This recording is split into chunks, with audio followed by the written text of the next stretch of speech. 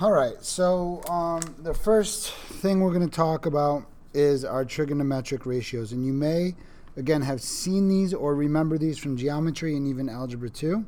For those of you that are coming from academic, you probably would have only seen them in geometry.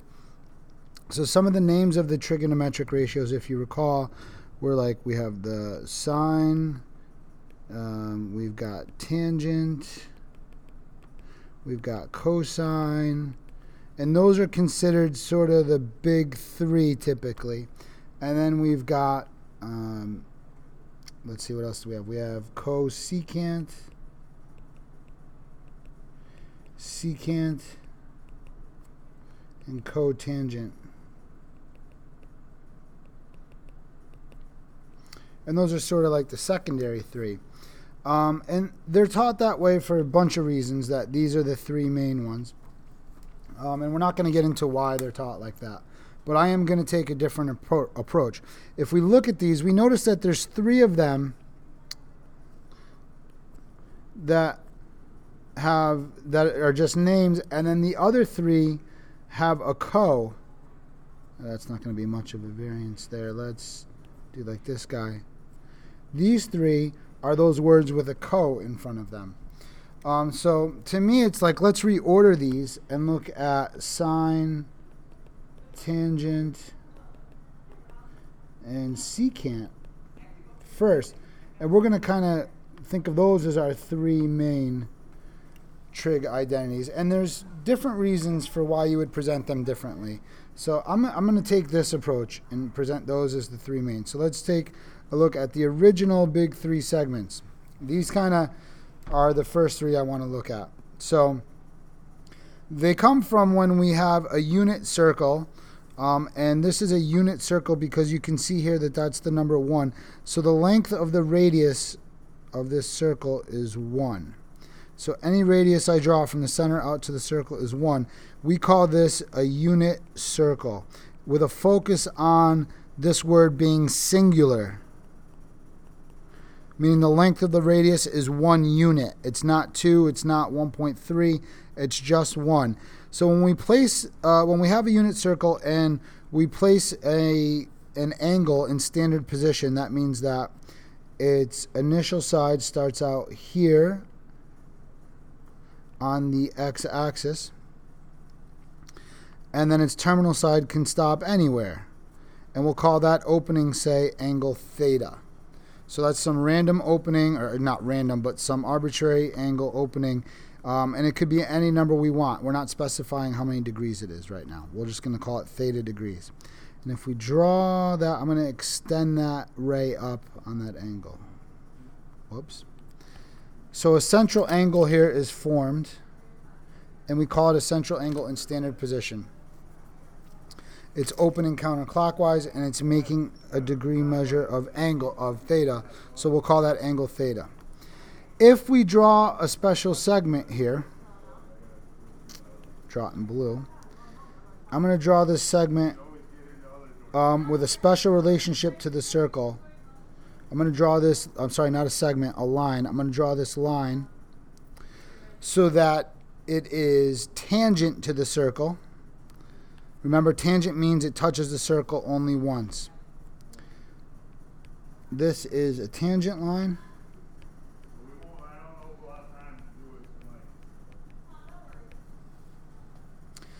If I look at the point where the terminal side of the angle here intersects the tangent line of the circle, and I think of that point of intersection, and I think here of the point of tangency, where the initial side of the angle intersects with the tangent line as well. We have a triangle that's formed here. I'm going to trace that triangle in purple. So now we've got a right triangle. Based on some geometry you might remember, anytime a tangent line and a radius meet up at the point of tangency, we have a right angle. So a right triangle is formed here. And whenever we have this right triangle with this unit circle, we're going to look at the lengths of the sides of this triangle. There's one side we know its length for sure. We know this side here is 1, length 1, because it's a radius of the circle. This purple side we don't know, that's an unknown length, and this purple side we don't know, that's an unknown length. Since that purple, I'm going to make it a different color here so I can talk about it. I will make this side orange now. We're going to talk about this orange side. Since it's lying on the tangent line, this orange segment, which happens to be a side of the triangle formed, is lying or part of or contained in the tangent line. We're going to call that length, it's unknown, we're going to call it length M. All right? And we're going to look at a ratio of two sides of this triangle. We're just going to look at the ratio M. We're going to make a fraction M over 1. That purple one. We're making a fraction with two sides of the triangle. That ratio can be simplified to just simply M. Right? So if we think of that ratio, M over 1 is also equal to M, that's interesting. That's why we involve the side of length 1, because we can turn the ratio into just M itself. And that's why we like the unit circle. We're always trying to write a ratio that involves the side of length 1. We're going to give that ratio a special name because we can use it in many instances, and we're going to see how we use that in the future. And I think you've used it already in geometry. But we're going to name that ratio, and that ratio just happens to also be, in this specific triangle, happens to be the length of that segment. And so mathematicians needed to name this segment, this special segment that's formed in this triangle. And in relation to the angle theta, that central angle theta, they decided to name this segment here, the length of this segment, the tangent segment, for obvious reasons. It's the segment contained in the line that we drew tangent to the circle. So we now know that the tangent ratio of any given angle theta is going to be equal to this M, over 1, which is really just M. So M is equal to tangent of theta. So that length M, I could also say it's going to be equal to tangent of theta in this case, because for this triangle, right, tangent of theta is equal to M because it's over 1. So this length can be called M, or it can also be called tangent of theta. So they call that the tangent segment. It comes from the unit circle there. So let's say I extend this triangle a little bit. I'll use green. And I just put another kind of right triangle that's a little bit bigger than it. Now that these are always going to be similar triangles because of the way I drew them, right? Their angles are the same. Theta is a part of both the purple and the green triangle. They both have a right angle here, here and here. So then by angle, these two triangles are similar. Since the two triangles are similar, I can always refer back to this special triangle to then always find out the lengths of any other triangle that's similar to it. So for the green one, let's say this length, we don't know what it is, so we'll call it N, and this length, we don't know what it is, we'll call it L. I can say the ratio of L to N is going to be the same as the ratio of M to 1, or we know M to be L to N is going to be the same as the ratio of tangent theta to 1. So then if we simplify this thing, we know the tangent of theta will be equal to L over N. So on this green triangle, I'm going to try to erase some of this noise.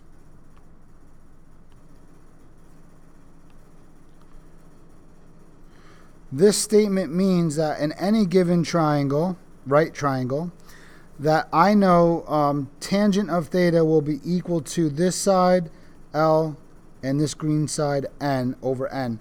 And so that defines kind of what tangent is for us. Tangent will always be the side opposite the angle divided by the side adjacent to the angle. So that's where we come up with our whole tangent of theta equals opposite over adjacent. Okay, so we're going to look, that's kind of where tangent comes from. So if I wanted to just show you that tangent was opposite over adjacent, and it stems all from this unit triangle. If I draw it like this orange segment here is what we would call the tangent segment. And it's got that name because it's the segment that runs tangent to the circle. And the reason why I can just call it tangent is because I'm putting it in a fraction over this side 1. And so if I always involve the side 1, tangent of theta is going to be this orange side divided by 1. So I can just call that orange side tangent theta. All right, so that's our tangent segment, and that's where it comes from. And you can see because the over 1, that's why we always know tangent is opposite of our theta divided by the adjacent. Now, if we draw that same, extend that same angle out, draw that same tangent line, this time I'll draw it in purple. That right triangle is formed again. And now we're going to come up for a name for the other ratio. Again, we want to involve the 1. We know this one now is called this is the tangent segment, so we now know that's tan theta. We'll call this side here C for now. All right? We know that length C. I'll do this in a different color, not orange. Let's do this bluish color here. Okay, that side is C. We now can write a ratio for that, and we don't want to involve it with tangent. We always want to make a ratio of the side that we're looking to write the length of C in 1. So if we write the ratio, the length of C divided by 1, we have to name that ratio. Okay, and that's really just going to be equal to C. So whatever name we give to this ratio, that's also going to be the name of this blue segment here. Because when you divide it by 1, it's just the C. So the whole key here is that we have a unit circle and one of the sides of the right triangle is 1. We called the purple one on the right here tangent, the tangent segment, because it's the segment on the tangent line. What are we going to call this blue one? Mathematicians decided to call this, or I'll leave the C there, but they decided to call that the secant ratio. And we abbreviate it as SEC of theta. And so we know it comes from C over 1. So we know that the secant ratio, just like we say the tangent ratio is opposite over adjacent, the secant ratio will come from the hypotenuse, because this blue segment is the hypotenuse of the right triangle, divided by adjacent, because 1 is the adjacent side to the angle theta. So secant of theta is equal to hypotenuse over adjacent. Why did they give it the name secant? It's derived from the word secare, which means to cut. So we suspect that comes from the idea that this line that we draw here cuts the tangent line right there, intersects it there. So we call it the secant. That's why they named it that. Okay? So in our unit circle, we form this right triangle. We now can name these segments based on a trig ratio, and it's all because this idea that one of the sides we know to be 1. So if I make this big triangle with the tangent line here, I've got my secant segment is the blue one, my tangent segment is the purple one. To do our last big 3 trig side here, we draw a purple triangle, but this time we don't extend our terminal side of our angle up. We just make it till it goes to the circle, and then we come down and form a right triangle here. In this triangle, one of the sides is 1. This angle is theta. This time it's the radius, the hypotenuse that's the radius. So the hypotenuse is 1 here. So we're going to first look at this side here. Let's call this side y. If I make the ratio y over 1, that means it's just y. We have to name that ratio. And if we name that ratio y over 1, we could just say, I'll do this one in a bright blue. We could just say that this side here is whatever the name of that ratio is. So what are we going to call this ratio, y over 1? Mathematicians decided to call this the sine ratio, abbreviated by sine of theta. So this is equal to sine of theta. The origin of that word isn't so clear, but sine sort of means curve, and I've heard all kinds of explanations from different resources. So one that I've heard was that if you look at this whole segment, if you went all the way down, it sort of makes a shape that looks like a bow, that shoots a bow and arrow. And sine has something to do with like a curvature of something, so that's why they named it sine. I'm not going to get into why, because I'm not sure. I've heard all different explanations, but they decided to call this one the sine segment. So those are where the big three come from. So I'm going to draw them again down here for you on one picture. So we've got our unit circle.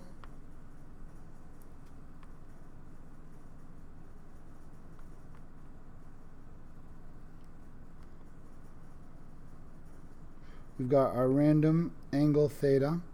We've got our purple triangle that's made with the tangent line and the secant line, and that's a right triangle. Then we have a smaller triangle, which is a green triangle, which only goes up to the circle and then drops down. With those two triangles, we learn about different lengths of sides. So in the green triangle, this side is 1, this side is the sine of theta, and we haven't really discussed what that side is yet. We'll get there. Okay, we're not going to do it in this video. In the purple triangle, we know that this side is length 1. I'll draw some arrows down here to represent this side from here to here. This side, we called it the tangent segment. And again, it doesn't include like the lines that go on. It's just the segment contained in the tangent line. And this side, the hypotenuse, is called the secant of theta. Those are your big three, and that's how they were developed. Where do the cos come from? We'll do that next time in a different video. And that's what the second page is, but we're going to come back to this. We're not going to do it in this video. All right. So if we had to name each of these, I already named them. This was going to be like in class, we would talk about it. What happens to the value of the tangent segment as theta approaches pi over 2? So we're getting a little practice here with our measure in radians. Pi over 2 is how many degrees? We should think of it in degrees right now because we're still getting used to that. I'm going to switch colors so you can see it a little better. If pi is 180 degrees, then 180 divided by 2 is 90 degrees. So let's just try to isolate our tangent segment. So if we draw our unit circle, we draw our tangent line, and then our secant line intersects that or cuts it. We have our right triangle. This is our tangent segment. So tangent of theta actually means how long, the value of the length of this side of the right triangle. Here's my theta. It looks like it's at about 40 degrees. As we make theta larger and larger, and it approaches 90, so I move this line up, I move it up, I move it up, the triangle starts to get stretched. So after I've moved it way up, maybe I make it an 80 degree angle theta, right? We've got our unit circle here. Here's our tangent segment. What happens to our tangent segment? Its length.